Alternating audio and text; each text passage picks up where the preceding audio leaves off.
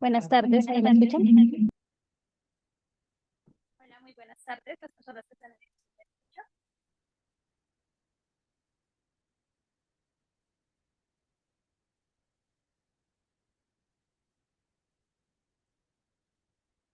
Se escucha muy bajo, dicen. Ahí me escuchas mejor. Génesis.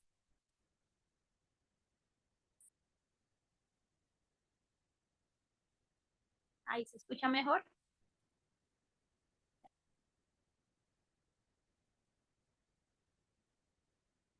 ¿Ya se escucha mejor?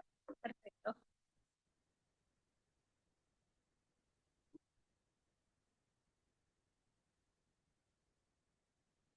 Buenos días, buenas tardes. Muchas gracias por acompañarnos. Soy María José Lubertino y coordino el grupo de justicia climática, ambiental y ecológica del mecanismo de participación de sociedad civil municipal.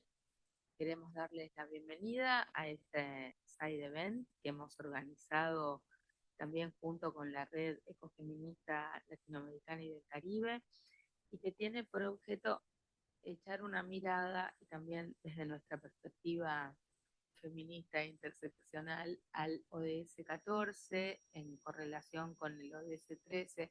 Nosotros venimos llevando adelante muchas acciones, no solamente como defensoras ambientales en el marco del Acuerdo de Escazú, sino que también venimos trabajando en el monitoreo de la Conferencia de Biodiversidad y de la Conferencia de Cambio Climático. Este ODS 14 tal vez sea uno de los menos transitados por la mayoría de la población, y en general se deja abierto a los científicos y a determinados grupos muy específicos, pero en el día de hoy vamos a hacer el esfuerzo de tratar de enfocarnos desde nuestra perspectiva ecofeminista en este ODS. Y para esto vamos a contar con varios invitados especiales, que también tenemos dos de los panelistas online, pero quiero darle en primer lugar la palabra a María Noel Baeza. Ella es directora regional de ONU Mujeres para Latinoamérica y Caribe, y siempre nos acompaña por sus convicciones y su incorporación de la temática ecofeminista a la agenda de ONU Mujeres. Es para nosotras un gran gusto que des las palabras de apertura. Muchas gracias, María José, y muchas gracias por la invitación y por siempre estar apoyándonos también ustedes a nosotros. Para nosotros es muy importante contar con vuestro apoyo. Ustedes son nuestros dueños, ¿no? Los dueños de ONU Mujeres, la sociedad civil, el movimiento feminista para nosotros es fundamental. Y muchas gracias al Grupo de Justicia Ambiental, Ecológica y Climática del Mecanismo de Participación de la Sociedad Civil. Lo primero que tenemos que destacar son las desigualdades de género. Cuando hablamos de la Agenda 2030, junto con estas 4 crisis ambientales, ¿no? Que para nosotros son importantes destacarlas. La crisis climática, la crisis de biodiversidad, la crisis de contaminación y la crisis de degradación de la tierra. Todas estas crisis afectan de manera desproporcionada a las mujeres. Por eso tenemos que mencionarlas y tenemos que insistir que son un reto muy importante para todas las mujeres. Y esto debería de destacarse en todos los grupos de trabajo, documentos que están saliendo de las COPs, que están saliendo también de las distintas reuniones de Naciones Unidas, porque no queda muy claro todavía esto. Para unas mujeres es importante integrar esta perspectiva de género y también velar porque esa doble o triple o cuatriple crisis pueda tener en cuenta cómo la vulnerabilidad de mujeres y niñas se ve con relación a los hombres, ¿no? Pero tenemos que lograr esos cambios estructurales en cómo los estados afrontan estos problemas tan importantes. Las mujeres y las niñas viven y sufren de igual manera las consecuencias de estos fenómenos, pero les afecta desproporcionadamente. Y sobre todo si mencionamos la interseccionalidad, cómo les afecta a mujeres de la interseccionalidad. Y han sido históricamente las mujeres las cuidadoras del medio ambiente, las cuidadoras y las que transmiten los saberes ancestrales. Por eso para nosotros es importantísimo hablar de sociedad del cuidado. Cuidado del planeta, cuidado de las personas y continuar insistiendo en que necesitamos un nuevo modelo de desarrollo que tenga en cuenta el cuidado del planeta y el cuidado de las personas. Para nosotros también es importante destacar que las desigualdades de género restringen el acceso a los recursos, y ustedes lo saben muy bien, los problemas que hay para acceder a recursos, pero también los problemas que tienen las mujeres rurales para acceder a la tierra, para acceder a tecnología, para acceder a financiamiento, y todo eso dificulta ese liderazgo maravilloso que hay que tener en la gestión ambiental, ¿no? Y no puedo dejar de mencionar a las defensoras del ambiente, que son es más peligroso ser defensora de medio ambiente en América Latina que en cualquier otra parte del mundo. Ya en lo que va del año hay 11 defensoras que han sido asesinadas, particularmente en Colombia. Pero en el año 2023 fueron 190. En el año 2024 todavía no tenemos las cifras. Pero en lo que va del año, o sea, estamos en marzo, en abril, perdón, ya van 11 defensoras fallecidas, asesinadas en nuestra región. Su lucha es esencial para la protección de ecosistemas y para la sostenibilidad de la vida. Lo vimos muy claramente en la COP16 que tuvo lugar en Cali. Y otro de los temas que para nosotros nos invita a actuar inmediatamente y convencer también a los donantes en esta protección de las defensoras del medio ambiente es trabajar en esas amenazas familiares de estigmatización, de infravalorar la posición de las mujeres o el rol de las mujeres en la defensa del medio ambiente. Por eso necesitamos garantizar mecanismos de protección con enfoque de género. Y por suerte tenemos el acuerdo de Escazú. Somos la única región del mundo que tiene un acuerdo como Escazú y estamos haciendo una guía para la transversalización de la perspectiva de género en la implementación de este acuerdo de Escazú. Lo estamos haciendo desde ONU Mujeres con la CEPAL y otras agencias, y también tenemos que insistir en planes de acción de género y cambio climático, en planes nacionales de adaptación, en estrategias y planes de acción nacionales para la biodiversidad y el plan de género de la Convención de Lucha contra la Desertificación. No podemos parar solamente en la COP16 o la COP30. Tenemos que ir a todas las COPs para asegurarnos ese rol de la mujer diferenciado, porque sus consecuencias son diferenciadas para la mujer. Y por último, quería decirles que es fundamental que los estados cumplan con los compromisos establecidos en los distintos marcos, tanto regionales como internacionales, ¿no? Y la prueba de fuego la vamos a tener en la COP30 en Belén do Pará, que esperemos que ahí tengamos 2 días enteros para ver el rol de las mujeres en el cambio climático, no como vulnerabilidades, sino como solución, porque somos la solución para muchos de estos temas. Muchas gracias.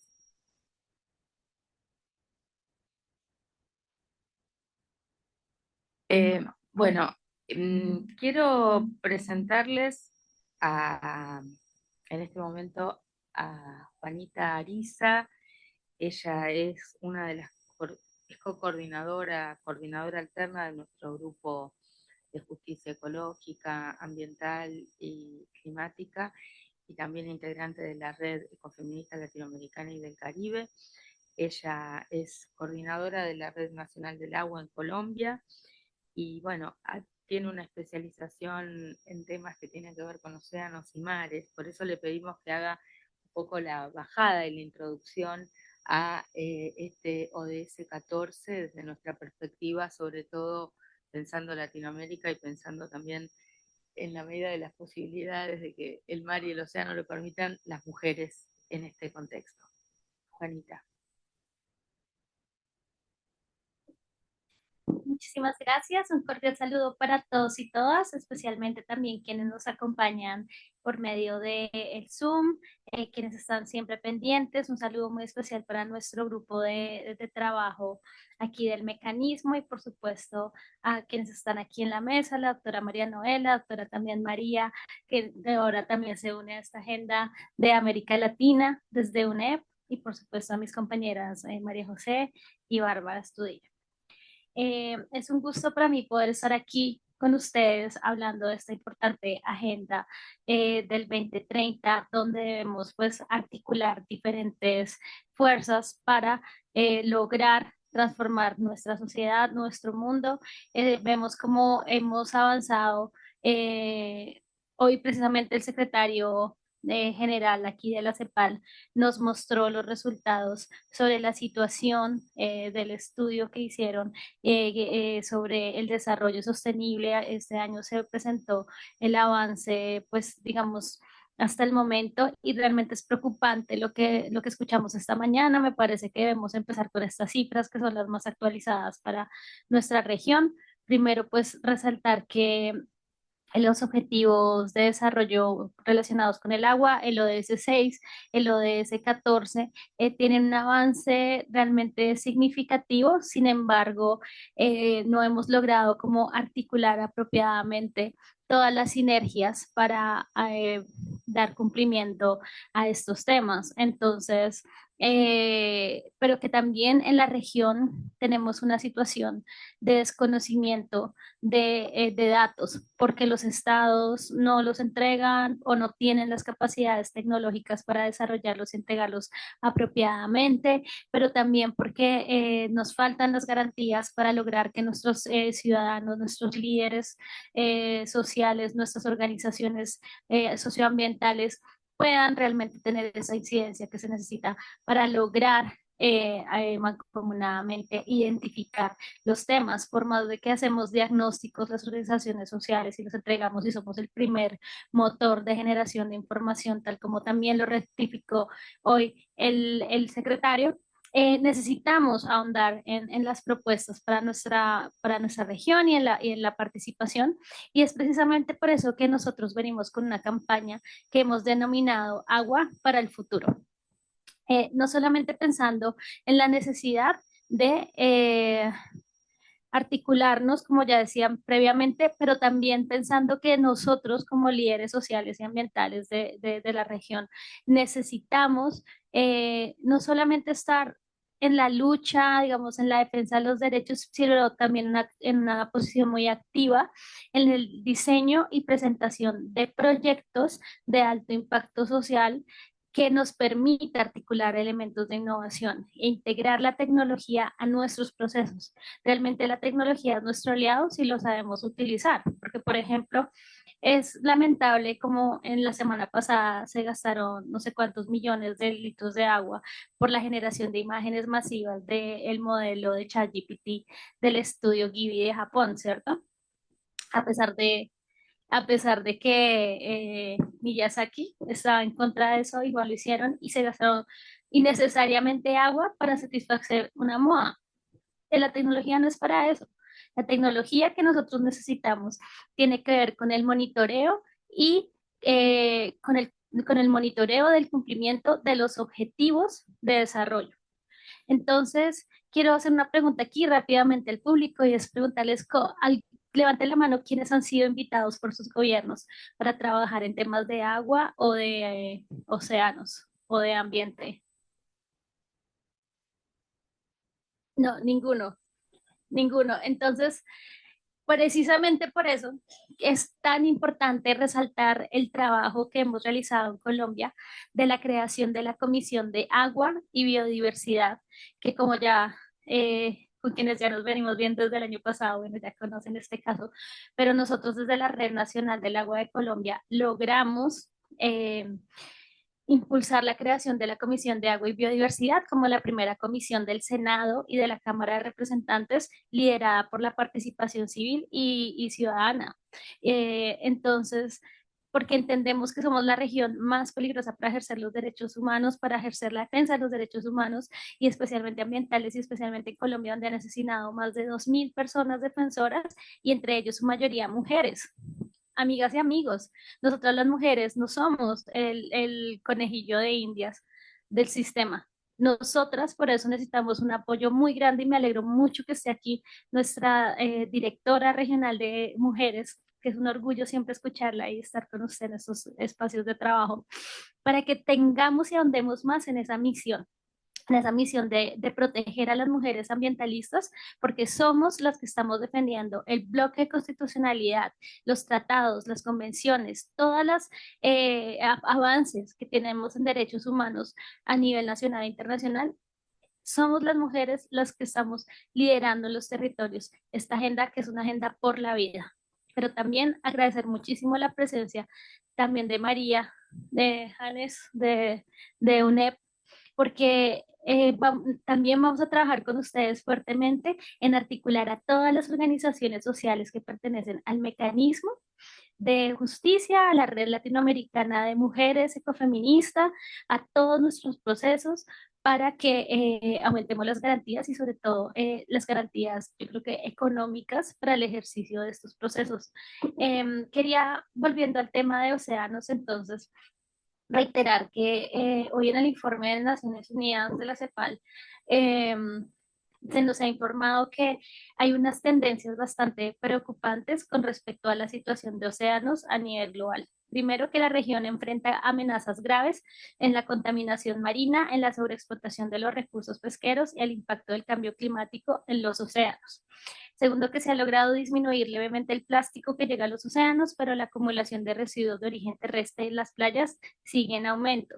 El problema de la acidificación de los océanos continúa intensificándose y que se han llevado a cabo iniciativas de conservación y gestión sostenible, pero la degradación de los ecosistemas marinos continúa siendo un problema acuciante.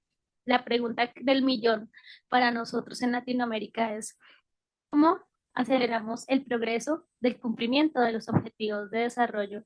Y precisamente nosotros debemos trabajar en el impulso de los mecanismos económicos para incentivar la participación, no solamente del sector social, sino también de las empresas que juegan un doble rasero de víctimas y victimarios frente a esta situación y que necesitamos pues precisamente sensibilizar a todos los sectores para poder transformar el modelo de desarrollo tal como lo hemos reiterado en todo este proceso. Entonces, para finalizar, la idea fuerza que queremos dejar en esta incidencia que vamos a hacer en este espacio, en estas mesas de trabajo, junto al mecanismo, junto al foro, junto al secretariado de la CEPAL, junto a toda la estructura de las Naciones Unidas, nuestros gobiernos, es que trabajemos conjuntamente en declarar la protección del agua como un asunto de seguridad estratégica internacional. En Colombia ya lo logramos a partir del 2020 en el Pacto Nacional por el Agua del 2020, liderado por nuestra organización, la Red Nacional del Agua. Logramos que el gobierno por primera vez en la historia reconociera la protección del agua como un asunto de seguridad estratégica nacional y es lo que nos ha permitido también construir desde la comisión y desde las diferentes instancias que tenemos. Entonces, queremos con todo su apoyo que integremos esta iniciativa dentro de la agenda regional, dentro de todos los países, trabajar conjuntamente en ese alineamiento y que consideramos que es la estrategia que nos va a permitir seguir construyendo el agua para el futuro. Por esa razón también estamos hablando sobre la necesidad de reconocer los derechos de la naturaleza. Vamos a, como lo prometimos en la COP16 junto a Bárbara y junto a María José y nuestros aliados, trabajar en el reconocimiento y la declaración de la Cordillera de los Andes como sujeto de derecho. Tiene que ser el ecosistema reconocido como tal para garantizar la vida de nuestro continente y pues estamos aquí a su disposición para trabajar conjuntamente y lograr ver ese mundo que nosotros soñamos. Ese mundo es posible y lo vamos a lograr si tenemos agua para el futuro. Muchísimas gracias a todas y todos. Bueno, ahora quiero darle la palabra para que nos hable sobre el impacto sobre los trabajadores y trabajadoras marítimos y pesqueros. El compañero, no sé si está ahí, Ariel Sudán. Él es del Frente Sindical de Acción Climática y del Sindicato de Patrones de Pesca. ¿Estás ahí, Ariel? No sé Sí, estoy si... por acá, ¿me escuchan bien? Sí, te vemos también. Muchas gracias. Estás en Ecuador, sabemos y te agradecemos mucho que te hayas hecho este rato para compartir con nosotros y nosotras. Muchas gracias, Ariel. Te escuchamos. Realmente un placer estar acá. Primeramente, quiero agradecer a la mesa y mandarles un saludo del secretario general del Centro de Patrones y Oficiales Fluviales de Pesca y de Cabotaje Marítimo al que pertenezco, capitán Mariano Moreno. Tengo varios puntitos para decir. Nosotros somos un gremio que representamos a la pesca, a la parte fluvial, inclusive las actividades marítimas portuarias y la actividad lacustre, por lo cual sabemos bastante de agua y de su problemática. Por otro lado, quería hacer mención que en este momento somos unos 3.000 afiliados y tenemos en nuestras filas a 45 compañeras.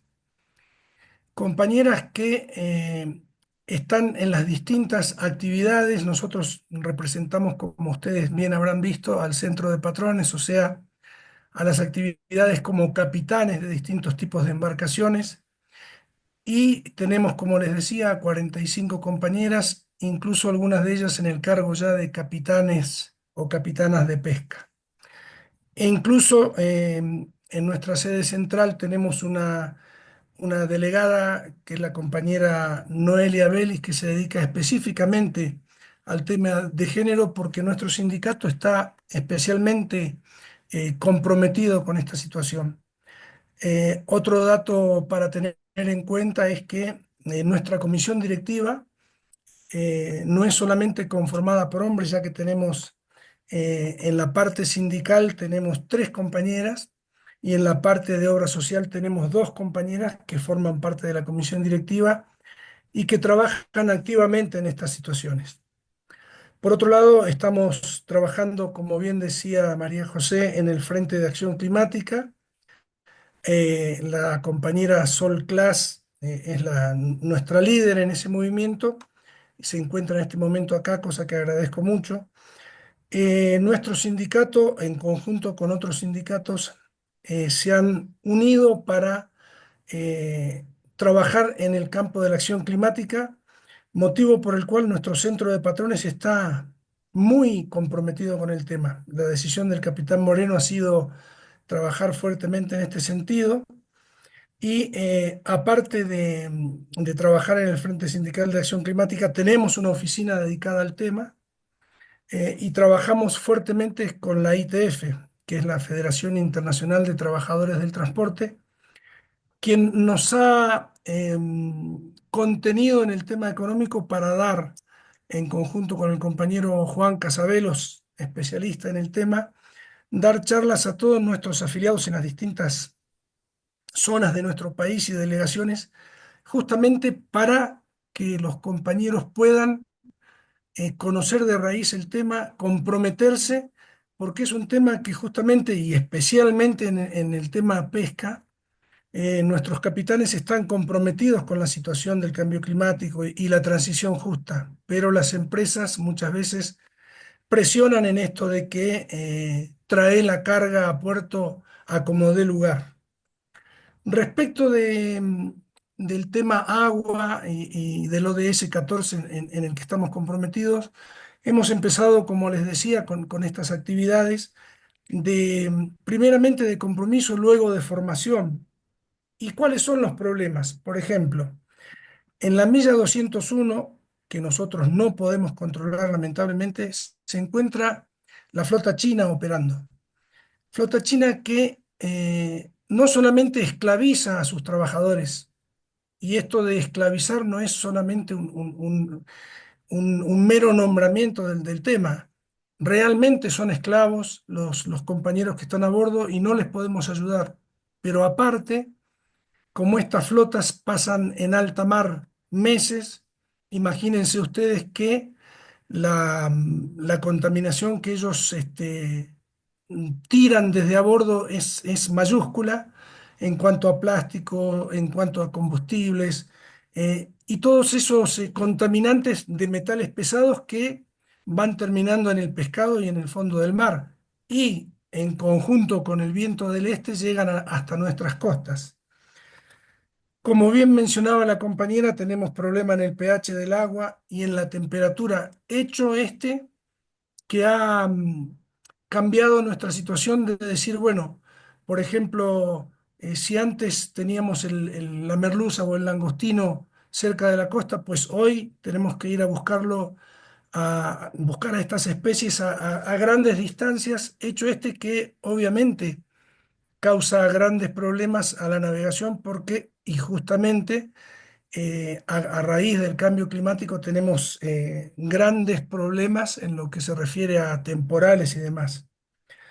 Y ya que estamos mencionando este tema, nosotros estamos trabajando también en el río Paraná, ya que somos fluviales y en la zona lacustre. Fíjense que en la zona del río Paraná tenemos gravísimos problemas de bajante. En las zonas lacustres tenemos el derretimiento de los hielos que afectan a nuestros trabajadores, todas estas situaciones. En la zona del río Paraná ya de nuestro gremio han quedado más de 100 personas sin trabajo. Y un ejemplo más en la parte marítima es que a raíz del cambio de temperatura y pH del agua, del corrimiento de las especies, nosotros tenemos compañeros y compañeras que son capitanes en embarcaciones de avistaje de ballenas, una actividad turística muy productiva, muy protectora del medio ambiente, pero que en este momento los cetáceos, las ballenas, esos mamíferos, se están cambiando de lugar porque justamente ha variado la temperatura y el pH del agua, entonces hace que personas de nuestro entorno se queden sin trabajo justamente por estas variaciones.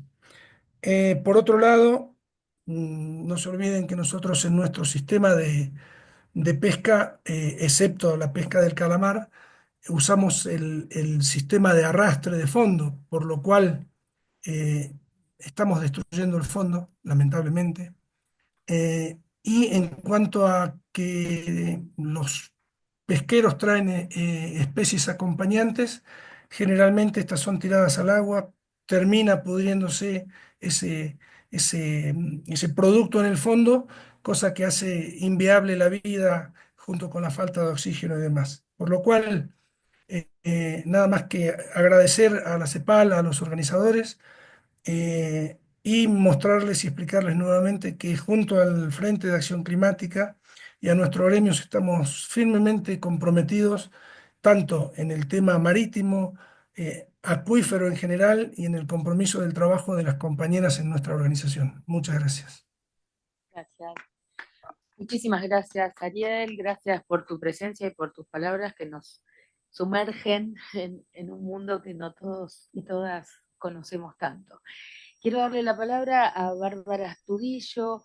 Ella es ecologista e integrante de la Red Ecofeminista Latinoamericana y del Caribe y lidera el grupo Protege los Molles aquí en Chile, y sobre todo se va a referir al fenómeno en las costas de Chile y la situación de las mujeres que están trabajando allí en la pesca. Muy buenas tardes, agradecer a quienes están conectados en línea y también a las personas acá presencial por el esfuerzo de estar aquí. Claramente voy a hablar algo mucho más local, algo más que nos haga del sentido por la necesidad de por qué debemos proteger los océanos. Muchas veces nos quedamos bajo la humanidad, eh, bajo aleros de acuerdo y de políticas públicas, pero no olvidamos que la naturaleza tiene mucho más fuerza que un documento, ¿ya? Y en eso me gustaría centrarme en la grave situación que ocurre en nuestro país, que es lo que pasa en nuestro océano, donde tenemos la industria de salmonera en áreas protegidas, donde tenemos grave contaminación por vertimientos, lamentablemente, de los malos tratamientos de empresas sanitarias en Chile, donde existen emisarios que contaminan nuestro océano, océano que produce el oxígeno que nosotros respiramos y para poder preservar nuestra existencia. Pero cuando hablamos del océano siempre lo vemos muy lejano, pero como lo vemos tan lejano, lo vamos a colocar en un contexto mucho más cercano. Es cuando el océano se conecta con el territorio terrestre, y eso son las costas. Y nuestro país es un país de costas, pero no tenemos una ley de costa. Y eso es una gran necesidad porque hablamos de generar concesiones de instrumentos, pero no estamos hablando en el sentido de proteger las costas que son las que atraviesan el país y son costas que tienen cuerpos súper significativos y vulnerables como son los humedales estuarios que protegen el ingreso de las olas de tsunami. ¿Ya? Y acá nos vamos a ver en un caso súper ejemplar que es la costa de los Molles, provincia de Petorca, región de Valparaíso, donde va a ser la Secretaría de la Biodiversidad, porque eso esperamos para poder proteger una de las costas más importantes, un hotspot planetario que nosotros tenemos que es único y que debemos velar su protección. Cuando hablamos sobre desafíos de la erosión de playa en Chile, existe un estudio que lo realizó el Observatorio de la Costa, que gran parte de las costas de Chile no más de 10 años van a desaparecer. Y es un dato súper grave, lo dice la ciencia. Vamos a desproteger un área que debiésemos velar de protegernos. Nosotros hablamos sobre el sentido de urgencia de una ley de costa porque debemos buscar un sistema integral de la protección del océano, debemos velar por una visión de desarrollo turístico y no permitir el desarrollo irresponsable, porque muchas veces dicen, quiero tener un departamento frente a una costa, pero estamos construyendo en zonas áridas, zonas que no se puede construir, son áreas que se tienen que proteger para que en el momento que ocurra riesgo ante desastre, nosotros sepamos cómo estas barreras que tienen que ir en hilo con la naturaleza deban protegerse. Muchas veces vemos acá varios antecedentes que hablamos de un contexto de contaminación. Sí, en Rapa Nui hay contaminación de plástico y nosotros sentimos orgullo de Rapa Nui, pero en Rapa Nui hay contaminación. Y esa misma contaminación de plástico también llega a nuestras costas y también vemos graves situaciones de que no estamos permitiendo una oxigenación exacta de esta costa en áreas como la Patagonia, donde hay bosques que debemos proteger, que son los bosques azules. Cuando vemos este nivel de desastre, inundaciones, vemos vertimientos, vemos desconexión oceánica, vemos proyectos para probarse, para construir en las costas, muchas veces decimos es necesario construir acá, el suelo es habitable para construir. Claramente es porque nosotros no tenemos una contemplación integral de lo que es nuestro contacto del continente con el océano, y es porque hemos perdido esa conexión, porque claramente no hemos sucumbido por una fantasía de que podemos vivir y los recursos son todos ilimitados y somos limitados en el planeta, porque incluso los cuerpos de agua están siendo invaluablemente afectados con degradación. ¿Por qué quise llevarlo a los muelles? En los muelles hay un estero que está rellenado, provocado por seres humanos, no permite conectarse con el océano y este humedal está siendo contaminado fuertemente por una empresa sanitaria, por malas prácticas. Nosotros recientemente vengo del territorio, están usurpando agua indiscriminada a la localidad y también ha generado construcción encima de este cuerpo de agua y lamentablemente el océano en la última marejada a las 12:05 de la hora continental, el mar entró hacia el humedal estuario diciendo existo. El océano nos dio todas las señales que la alta marejada necesita conectarse con este humedal. Y claramente esta falta de regulación y falta de perspectiva en políticas públicas que le hagan sentido a las comunidades, necesitamos que estos instrumentos empiecen a dialogar. Necesitamos que Chile coloque urgencia a colocar todos los instrumentos científicos y el conocimiento de la ciencia ciudadana a poder crear cómo nos vamos a adaptar al cambio climático. No es algo que el cambio climático lo vemos por una película y la película prácticamente se transformó en una risa. No es una risa. Hay zonas en Chile donde se está aumentando la erosión de las playas y están desapareciendo. Y eso es grave, porque estamos colocando en riesgo el patrimonio natural del planeta, porque las playas no están solo de Chile, son las playas del planeta las que estamos perdiendo. ¿Y por qué es urgente actuar?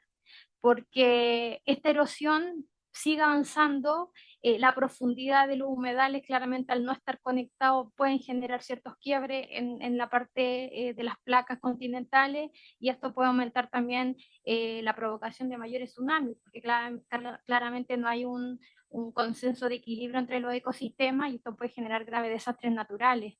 Y en esto es importante la participación de las comunidades, pero también desde el aspecto científico, poder sentarnos a la mesa a poder crear políticas públicas como la urgente necesidad de una ley de costa en nuestro país. Claramente acá les muestro datos que gran parte están en acreción, en erosión, muchas playas de la región de Valparaíso, erosión alta, que eso es preocupante y cada vez va avanzando mucho más. Y esto voy al sentido. ¿Por qué Chile merece una ley de costa?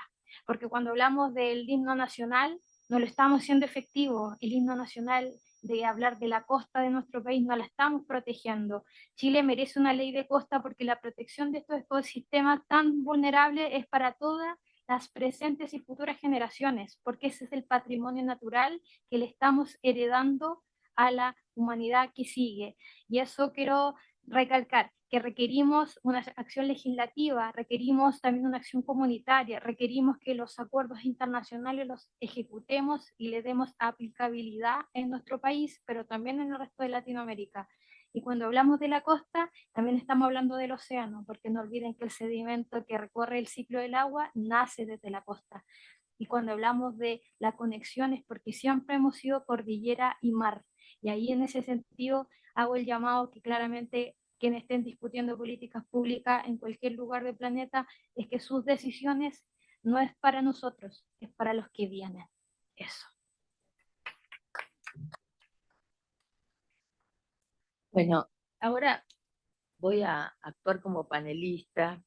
Eh, Fundamentalmente, todos y todas conocen nuestra acción militante como defensoras del ambiente y del buen vivir a lo largo de trabajo en Argentina y también en la red ecofeminista.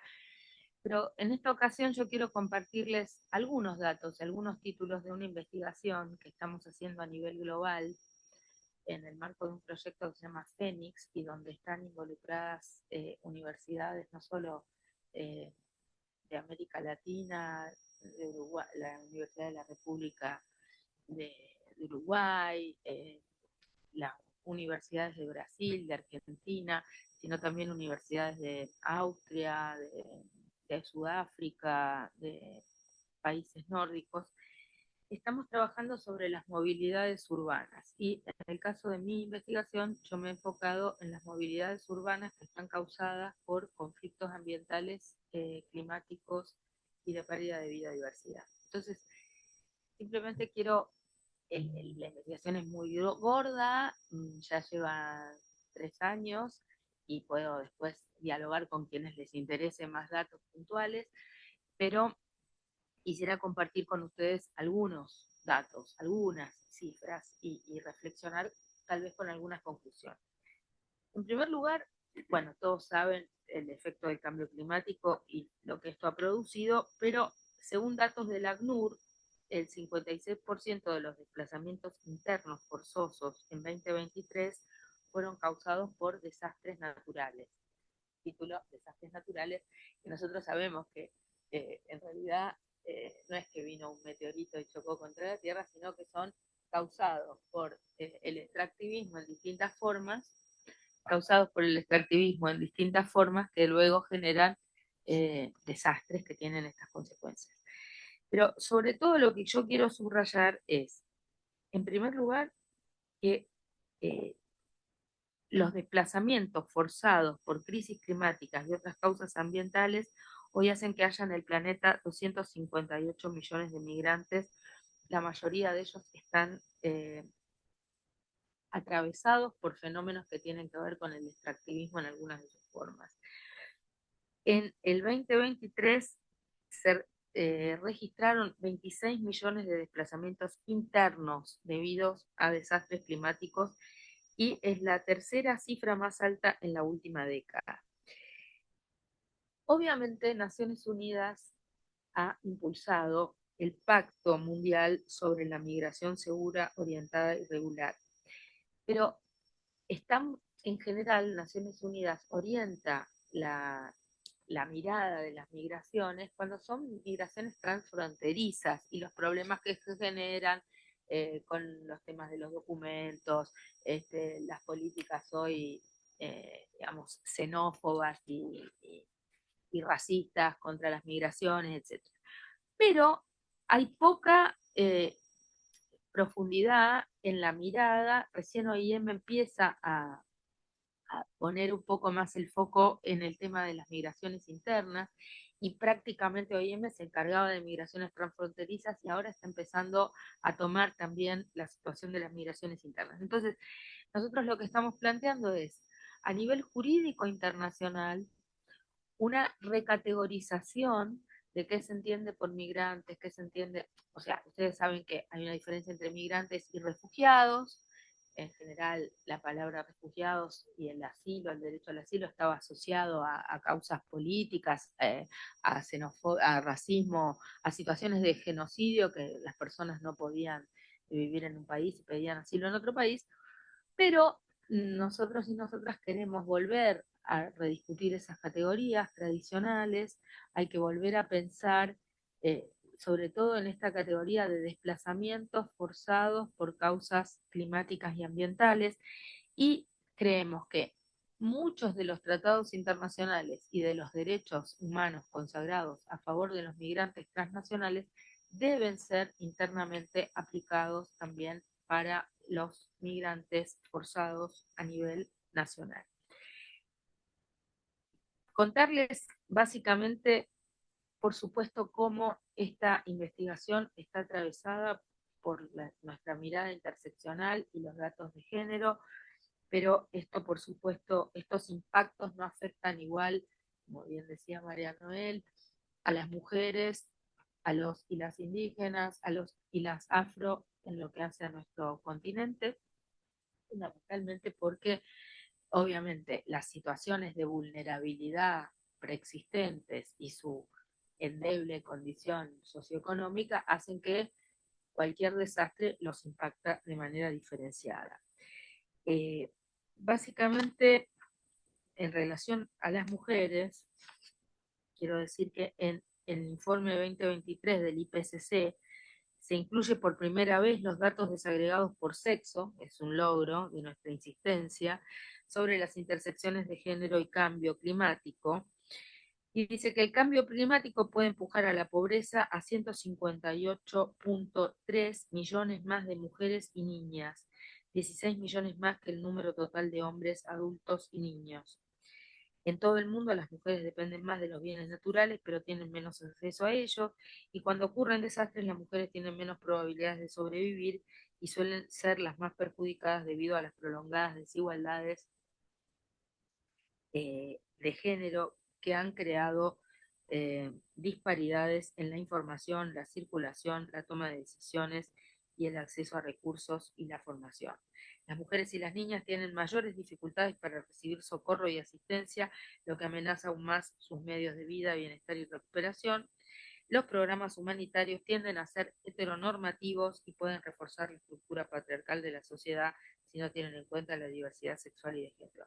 Además, tanto en las investigaciones y en los relevamientos de OIM, encontramos situaciones graves de violencia de género contra las mujeres en campamentos o en situaciones eh, de haber sido desplazadas por desastres naturales o desastres ambientales. Hay un alto grado de violencia de género en esos contextos por las condiciones de vulnerabilidad en que esas mujeres se encuentran. En América Latina, la región más desigual del planeta, la emergencia climática tiene un impacto devastador. En el quinto informe de evaluación del IPCC se indica que los limitados recursos hídricos a raíz del retroceso de los glaciares en los Andes y la alteración de los ciclos de precipitaciones regionales podrían afectar en gran medida a la población. Asimismo, un aumento del nivel del mar y el incremento de la temperatura del agua en superficie tendrán un impacto en las comunidades costeras, el suministro de agua y las economías a lo largo de toda la región. Esto puede afectar de manera desproporcionada a las naciones costeras e insulares de la cuenca del Caribe, y la región de los Andes se encuentra entre las zonas más sensibles del mundo a migraciones y desplazamientos asociados al cambio climático. La selva del Amazonas, uno de los depósitos más extensos de biodiversidad del mundo, se ve amenazada en su existencia y ahí también hay una serie de migraciones. ¿Qué es lo que vemos? Hay datos parciales, no todos los países registran igual este tipo de situaciones y sobre todo lo que vemos en las encuestas que hicimos en Argentina, en el relevamiento, en la investigación que hicimos en territorios, en, en 10 provincias argentinas, estuvimos haciendo encuestas a personas que sufrieron desplazamientos por incendios, inundaciones, desmonte, deforestación, contaminación del agua por extractivismo minero, por explotación minera con cianuro. Bueno, en principio, en general todas las personas dicen que no recibieron ayuda de nadie. O sea, no hay protocolos de atención y prevención de desastres, más allá de que nosotras queremos cambiar el modelo extractivista, queremos otra forma de armonía con la naturaleza. Cuando existen desastres, en la mayoría de los casos no hay protocolos de actuación y hay como un desconocimiento de los derechos de las personas que están pasando por esta situación. No quiero ni profundizar en lo que hoy ocurre con gobiernos como el nuestro, con Milei a la cabeza, que ha desaparecido el Ministerio de Ambiente, ha desfinanciado los proyectos, o ha desfinanciado, digamos, el plan de fuego, ha desfinanciado el plan de bosques, digamos. No quiero ni hablar de eso, pero digo, en general lo que se percibe es que las personas se terminan autoorganizando a sí mismas y terminan siendo ayudadas o por sus familias o a lo sumo los que más colaboran son las comunidades locales. O sea, es el municipio el que en todo caso brinda algún apoyo, pero apoyo en la emergencia, los colchones, los trasladan a la escuela, les ponen algún techo provisorio. Pero hay pocas provincias que hayan dado subsidios para volver a construir las casas o para volver a sus trabajos habituales. En general, las personas, si no tienen un seguro o si no tienen alguna otra familia que los apoye, están en condiciones de absoluta soledad. Entonces, no quiero dar tanto más datos como cuanto decir que hicimos un análisis muy pormenorizado de las migraciones que ha habido en Argentina por distintas situaciones. Les comparto por lo menos algunos títulos. Hay situaciones de desplazamiento por inundaciones y alteraciones de ríos y cauces de agua. Hay situaciones de desplazamiento por extractivismo minero, situaciones de desplazamiento por fracking, situaciones de exo. Esto es muy interesante porque no sé solo en la Argentina. Hay un éxodo rural por agronegocio. Es decir, acá no es un desastre esporádico. También es importante registrar esto, que no se trata simplemente de cuando ocurre la inundación o cuando ocurre el incendio, el éxodo rural por agronegocio es lento, pero sistemático y increyente, ¿no? Entonces, en ese aspecto me parece muy interesante este señalamiento, porque fíjense, esto es lo paradigmático. Argentina hoy es un país con el 90% de su población urbana. Esto es muy llamativo y muy alarmante, porque las poblaciones que vivían en los cerros, en los valles, en los bosques, hay una primera migración a la urbe más cercana y después una segunda migración a la urbe más grande provincial y luego a nuestra megalópolis porteña. Pero eso es por el uso de agrotóxicos, por el avance de la agroindustria en contra de digamos, los cultivos artesanales, etc. Entonces, ahí, más allá de que hay que cambiar el modelo, hay que atender a esas personas que se ven forzadas porque no puede haber más pesca artesanal, porque no puede haber más cultivos como antes existían, a migrar. Bueno, incendios forestales, desmontes y talas son las otras causas. En síntesis, yo quiero simplemente ponerles en estas breves intervenciones, decirles que estamos intentando profundizar esta investigación en muchos de los casos. Es muy difícil relevar datos porque los gobiernos no tienen los datos actualizados. Hay más información en un mapa global de desplazamientos y de riesgos que en la información que hay a niveles locales.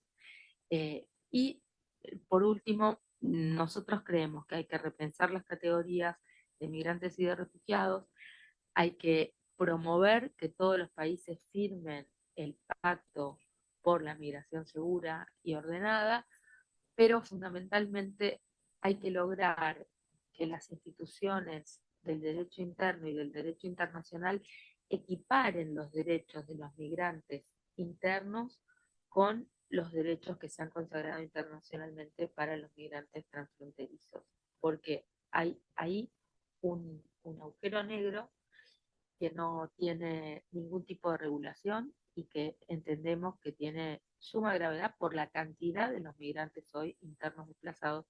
La gente no se quiere ir de su país, la gente no se quiere ir de su provincia, la gente en realidad se va por razones forzadas. Entonces, esto tiene que ser atendido y fundamentalmente darles una respuesta efectiva, eficaz. Y además, no nos tenemos que resignar a que esto tenga que ocurrir. Lo que hay que cambiar es el sistema, hay que cambiar el modelo. El planeta no puede seguir con este modelo extractivista, patriarcal, de explotación de la naturaleza de manera irracional. Pero bueno, eso será objeto de otros temas. Así que bueno, yo les agradezco mucho y vamos a nuestros últimos dos panelistas. No sé si ya está Emanuel conectado. Juanita. Emanuel, ¿estás conectado? Bueno, gracias. Emanuel, ¿estás conectado? Bueno, le voy a dar entonces la palabra a María Janes. Ella es la responsable para la relación con la sociedad civil de PNUMA, que es el UNEP, que es la Agencia de Naciones Unidas sobre Ambiente. Así que ella es la primera vez que visita América Latina, ¿no? Así que estamos muy contentas de contarte entre nosotras y fundamentalmente contentas de poder escucharte y de que nos cuentes un poco cómo imaginas que podemos trabajar juntos y juntas. Estamos en la región de mayor riesgo para los defensores y defensoras ambientales. Nos mostrabas el otro día que solamente hay poquitas organizaciones afiliadas a Numa y ya suponemos que nos vamos a poner en campaña para crecer, pero te escuchamos.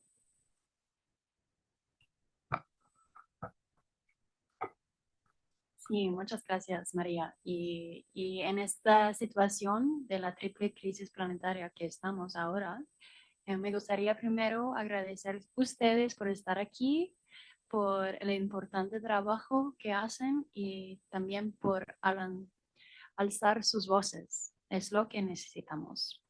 Y solo para conectar todo, el océano es nuestra fuente de vida y dependemos de él para mantener un clima estable, para cada aliento que tomamos, para la alimentación, los medios de vida y mucho, mucho más que hemos escuchado. Y aunque gran parte del océano sigue siendo inexplorada, sabemos que es vital para nuestra existencia. Pero el UDS-14 es el menos financiado de todos los objetivos que también hemos hablado.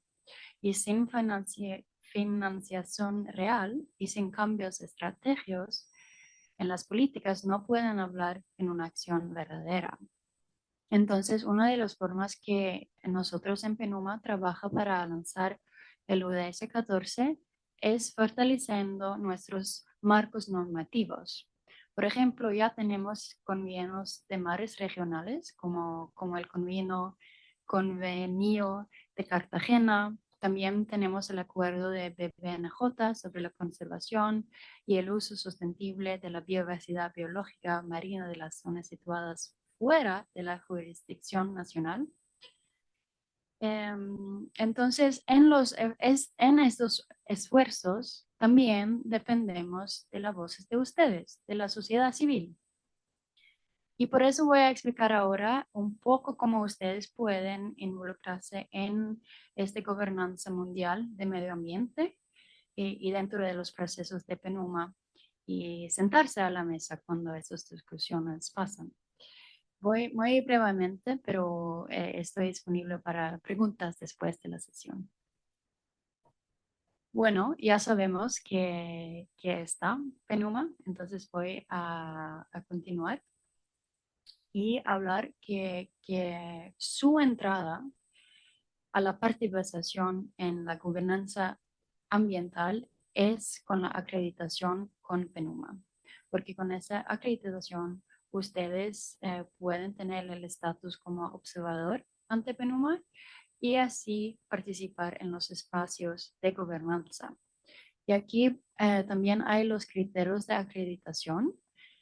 Primero es ser una organización no gubernamental sin fines de lucro y con un lance de trabajo internacional.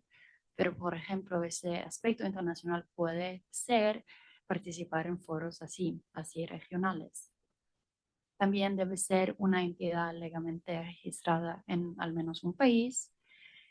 Por supuesto, tener un interés comprobado en el ámbito ambiental y cuando aplicas debe estar en funcionamiento desde hace al menos 2 años. Y como María José ha dicho, que la participación ahora de la sociedad civil aquí en América Latina y el Caribe es muy bajo. Desde todas las organizaciones que tenemos, 1.271, solamente tenemos 63 de América Latina y el Caribe. Es muy bajo, es menos de 5%. Y por eso estoy aquí, porque queremos trabajar más con ustedes para que también sus voces sean escuchados y representados en las resoluciones y las decisiones. Entonces, sí, el beneficio más alto y lo que queremos hacer es realmente fortalecer la voz, las perspectivas y la influencia de la sociedad civil aquí en América Latina y el Caribe en la gobernanza ambiental. Entonces, quiero invitarles todo a aplicar para la acreditación y es un proceso muy simple. Aquí tiene el QR para el página de web que explica todo el proceso y es muy simple, solo debes crear una cuenta y subir todos sus documentos y y normalmente dura 4 meses hasta que tú vas a recibir tu acreditación. Estamos cambiando el proceso ahora. Creo que hay un poco de... Ok, gracias.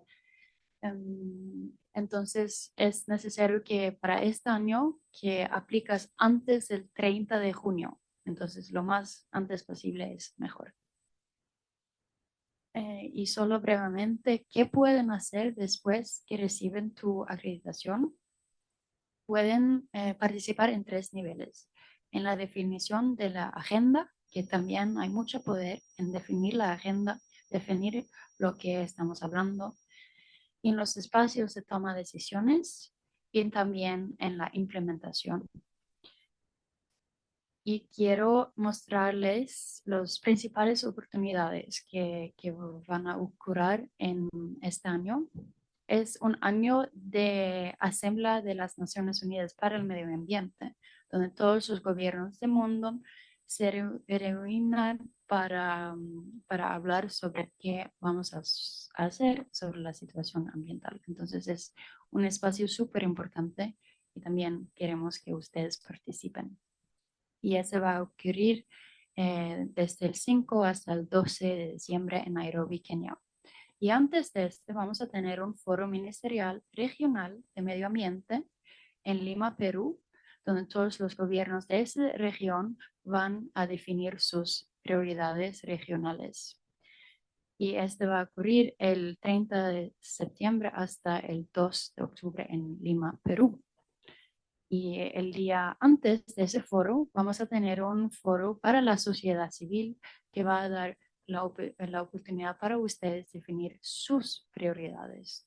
También para el foro ministerial, también el SEPTA foro de UNEA. Y dos, pues solo para compartir que también hay otros procesos importantes y procesos para influir. Y creo que tal vez muchos de ustedes sé que ahora están haciendo sesiones del Comité Intergubernamental de las Negociaciones para elaborar un instrumento internacional jurídicamente vinculante sobre la contaminación por plásticos, incluso en el medio marino. Y vamos a tener la última sesión en agosto en Ginebra. Y también cuando tienes esa acreditación con PENUMA, pueden registrar para participar. Y hay otro proceso así para establecer un panel de ciencia y política para contribuir a una gestión racional de los productos químicos y los desechos y prevenir la contaminación. Y esta sesión va a pasar en Uruguay, en Punta del Este, en junio. Y solo para darles un poco más de información sobre el proceso de INC, porque yo sé que hay mucho interés en ese proceso. El deadline para registrar es el 6 de junio, pero para registrar necesitan estar acreditados por PENUMA o por ECOSOC. Y también quería el QR es un enlace para el Stakeholder Guide, para cómo ustedes como NGOs pueden participar en INC. Entonces, si tienen interés, dejo ahí para que ustedes puedan ver más. Gracias. Sí. Bueno, muchísimas gracias, María.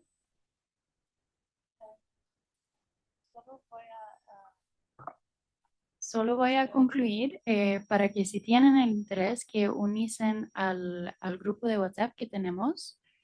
A ver,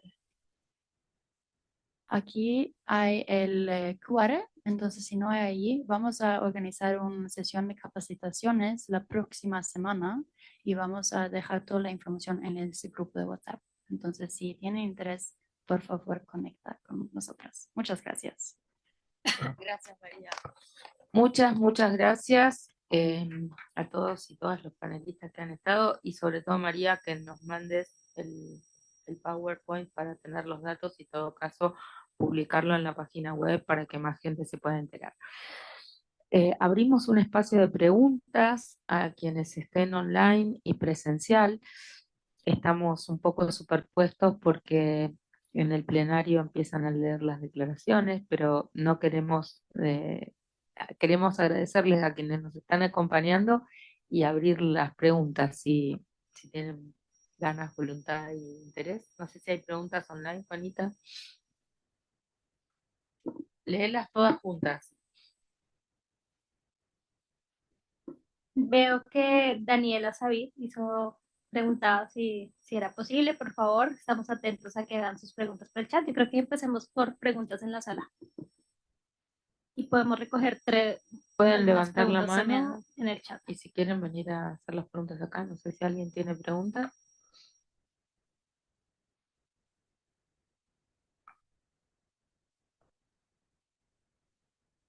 Son todos muy tímidos.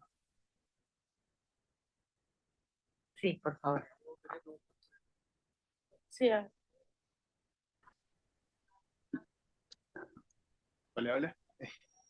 Gracias. Felipe, de la Sociedad Civil por SEAR, Centro de Estudiantes de Derecho Ambiental de la Católica. Quería preguntar a Bárbara Estudillo, específicamente por el caso de los muelles. No sé si existe. Yo sé que se está tratando, ¿no es cierto?, de regularizar.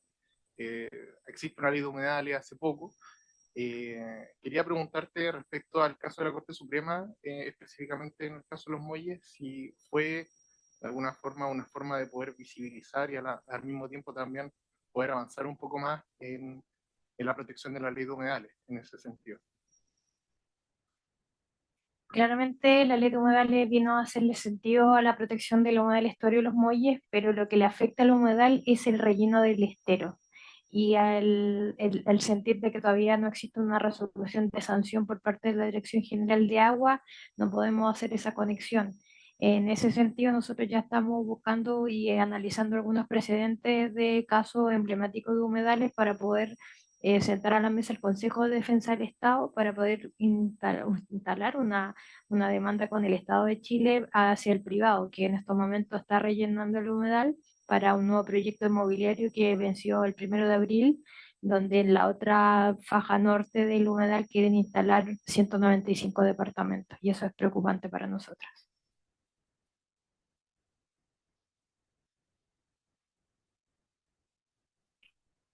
Hola, buenas tardes a todos de Sociedad Civil, Comunidad Indígena. Quisiera consultarle a Juanita, eh, ya que tiene la experiencia desde Colombia, cómo podríamos generar la gobernanza desde Latinoamérica para poder tener presencia y representatividad desde los territorios, que creo que esa es la deuda pendiente, pero extremadamente trascendental para las nuevas generaciones. Si pudiéramos nosotros organizar desde Chile, por ejemplo, unificar las redes y las alianzas que son prioridad para poder ejercer la política pública desde la gobernanza y los gobiernos y los Estados miembros. Quisiera más orientación, Juanita. Gracias. Muchas gracias, querida compañera. Yo creo que esa es una pregunta muy importante porque precisamente nos da pie a resaltar que la situación política de América Latina en este momento pues no es la mejor, pero bueno, en comparación al mundo creo que, o sea, estamos bien, digamos, pero es que el otro no está bien, está mal el mundo. Entonces nosotros tenemos un liderazgo que ejercer y precisamente las doctrinas de extrema derecha, que son las que han impulsado el modelo de desarrollo extractivista, son las que han hecho un gran daño a la sociedad. Entonces, es muy importante que nosotras y nosotros como líderes sociales, o sea, alcemos nuestra voz, nos hagamos sentir, nos empoderemos, pero no solamente desde las acciones, digamos, culturales, sociales, cívicas, como las marchas y demás, sino también precisamente propiciar los espacios de diálogo y de construcción conjunta para poder trabajar en identificar esos objetivos en los que trabajar a corto, mediano y largo plazo con nuestras comunidades, y también ejercer nuestro liderazgo incluye poder llamar a las autoridades. Precisamente mucha gente siempre piensa como que si yo mando una carta, entonces tal persona lo va a resolver, y resulta que estamos en un estado del mundo donde necesitamos, o sea, empoderarnos en las acciones y tomar entonces responsabilidad frente a los derechos precisamente colectivos y del ambiente. Y en ese sentido, creo que desde nuestro grupo de justicia ecológica y ambiental estamos trabajando para eso. Yo te invito para que te unas, invito a toda la gente que está aquí escuchándonos también por medio del Zoom, que tenemos más de 50 personas conectadas, que se integren a este proceso para poder seguir elevando nuestra voz. Precisamente ahorita en este foro, en la lectura de nuestra declaración, nuestro grupo pusimos como cuáles son las acciones principales en el ODS 14 y yo quiero resaltar una que se me hace la más como que integra todo y es impulsar planes, programas y proyectos de gobernanza climática y ambiental nacionales, regionales e internacionales para el monitoreo conjunto del cumplimiento de las metas de ODS 14, generando incentivos económicos de participación para la sociedad, los sectores público y privado en la protección integral del patrimonio de naturaleza global. Entonces, súper importante como conocer el marco legal. Yo simplemente dejo una herramienta nuevamente acá que es eso, el reconocimiento de la protección del agua. Y el reconocimiento del agua como un asunto de seguridad estratégica nacional es la clave para nosotros articularnos a nivel de región. Entonces estamos súper a la disposición de sentarnos a hablar con todos ustedes y seguir construyendo una América libre y soberana. Gracias, Juanita. No sé si hay preguntas online. ¿Hay alguna pregunta? ¿Lees, Bárbara? Yo tenía una pregunta. Dice para María José, eh, quería, quería consultar cómo sería posible trabajar en las salvaguardas en estos contextos de extractivismo junto con la fragilidad de las instituciones que promovían cierto resguardo para las comunidades. Gracias, pregunta Daniela Savit. Y Gustavo Carrón Neira de Colombia dice, el agua de las ciénagas contaminadas de los proyectos de Ecopetrol con crudo y polímeros llegan al mar. ¿Qué se está haciendo para no tener más aguas contaminadas? Bueno, no sé si vos querés contestar la última pregunta, Juanita, esa que hizo el compañero, sí. Estimado compañero Gustavo, muchísimas gracias. Precisamente tú sabes que Ecopetrol viene en un proceso de transición de su junta directiva y de su estructura, lo cual implica pues un cambio en el modelo. Yo te invito para que busquemos los mecanismos de diálogo con ellos a través de, por ejemplo, el doctor em,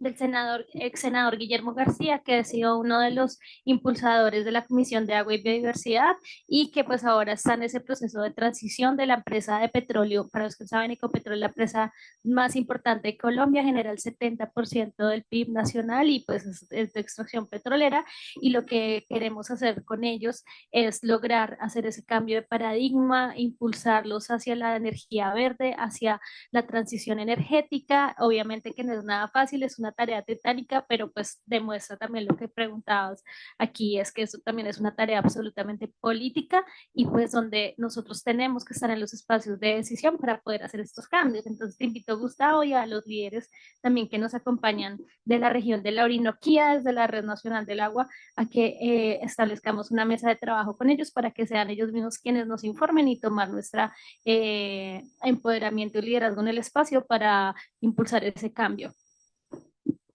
En cuanto a la pregunta de Daniela Savid, yo creo, Daniela, que por un lado tenemos que impulsar que todos los estados firmen el pacto por la migración segura y ordenada.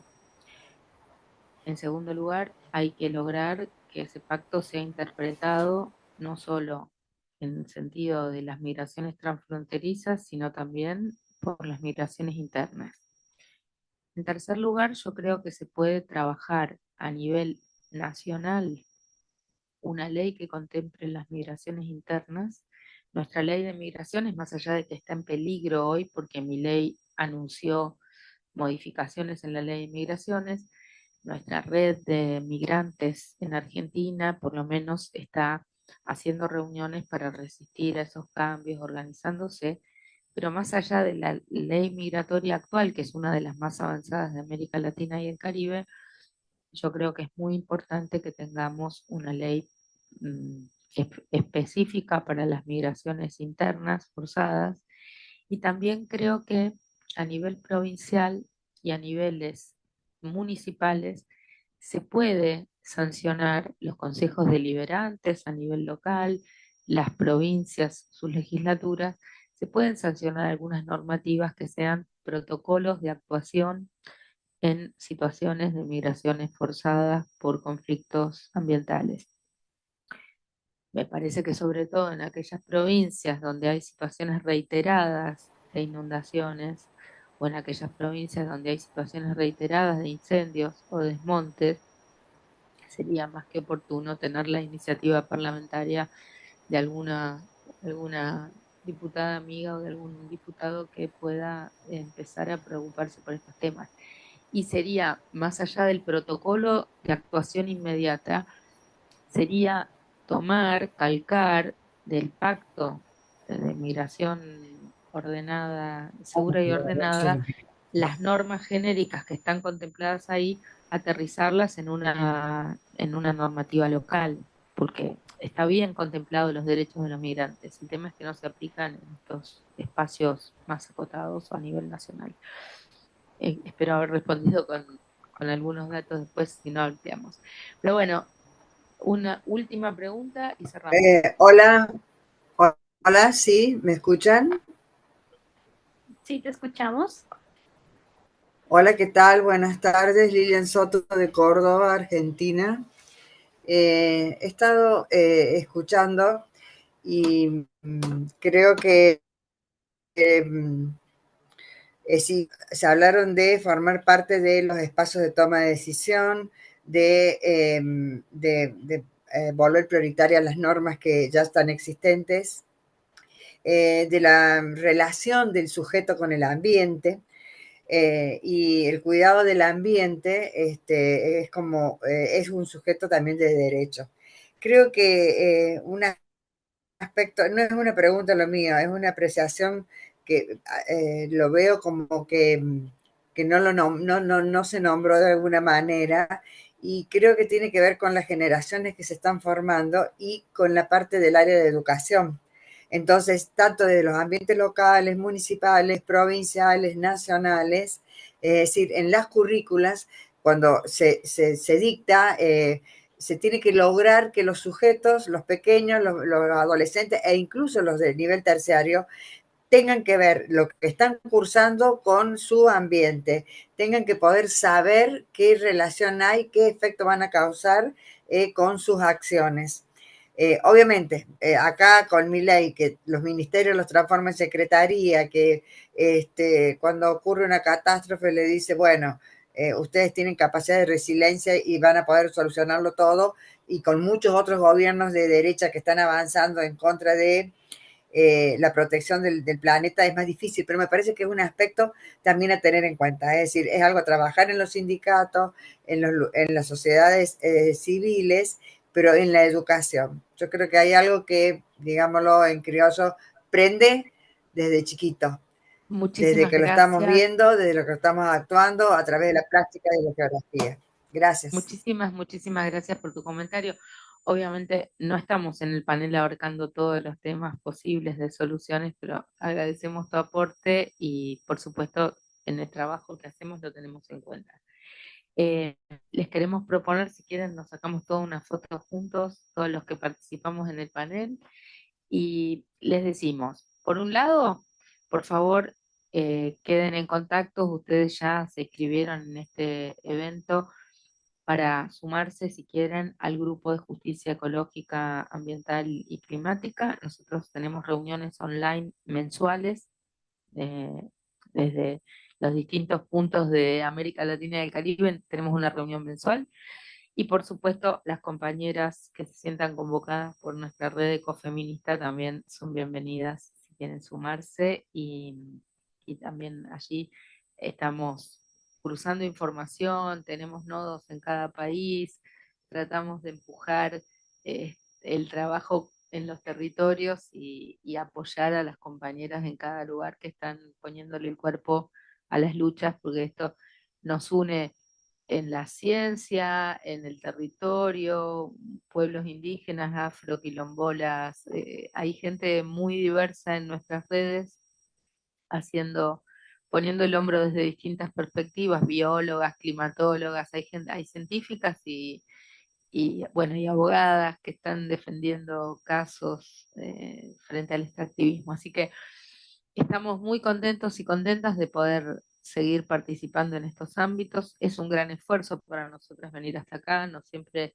están los recursos, hay muchas compañeras valiosas que no están aquí y por supuesto celebramos que puedan estar escuchándonos en este panel e intercambiando a pesar de las distancias en el Internet, pero queremos tener más poder, queremos tener más fuerza, porque estamos dando una batalla muy importante y porque además creemos que América Latina, que es la región más peligrosa del planeta para los y las defensoras, que es una de las regiones del planeta donde hay mayores saqueos y extractivismos, pero también tiene una riqueza y un bagaje cultural trascendente por por los saberes y por los pensares y por los sentires de nuestros pueblos originarios, de nuestras resistencias afro, y también porque hay un feminismo vibrante que ha liderado en muchas ocasiones las posturas internacionales en los últimos 20, 30 años, de Beijing hasta acá. Y porque a pesar de los golpes, a pesar de las violaciones a los derechos humanos en muchos aspectos, a pesar de los gobiernos antiderechos que hoy nos penetran por muchos lugares, el pueblo tiene una capacidad de organización y de militancia y de activismo que es encomiable. Y sobre todo, lo que decía María, no es un problema de falta de participación. Hay una capilaridad social participativa muy grande. Probablemente la gente ni sepa que existe el grupo de Numa para ir a inscribirse, pero yo estoy segura que si lo vamos a difundir vas a tener una multiplicación geométrica en nuestra presencia y tu misión va a ser cumplida. Así que agradecemos mucho a María, agradecemos a todos los que están presentes y nos vamos corriendo al plenario para acompañar a las compañeras que van a leer nuestras conclusiones. Muchas Gracias. gracias, querida María José. Muchas gracias a todos. Entonces, reiteramos que dejamos el link de ingreso al grupo de justicia ecológica y ambiental aquí en el chat para las personas que nos acompañan en el Zoom. Igualmente, invitarlos para que prendan la cámara, para que estén en la fotografía y invitarlos una pequeña cuña. Mañana seré panelista en el panel oficial de ODS 14. Entonces, los invito para que estén ahí con nosotros y pues que nos hagan llegar también todos sus insumos para ver qué podemos incluir y por supuesto seguir trabajando juntos. Muchísimas gracias. Somos Agua para el Futuro. Y hoy a la tarde tenemos el panel del ODS 5 de mujeres, donde yo soy panelista y también vamos a estar muy unidas las defensoras ambientales en la lucha en este panel. Así que muchas gracias y gracias a la técnica que nos acompañó. Podemos poner la imagen del Zoom, así en la foto salen todos los compañeros. Exacto. Si quieren venir, sacamos la foto todos. Por favor, editen la imagen, los que quieran estar en la foto. Mil gracias. Claro, nos venimos acá, vienen.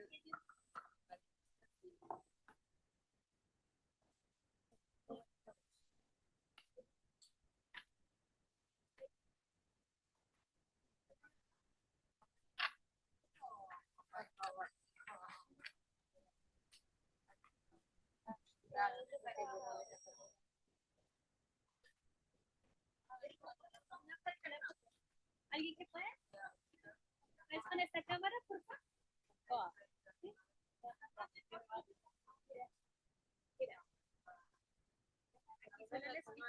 ¿Es automático? Sí, automático. Pero para allá, para atrás. Listo. A nosotras sentadas. Sí, para que se puedan sentar. Venga. Sí,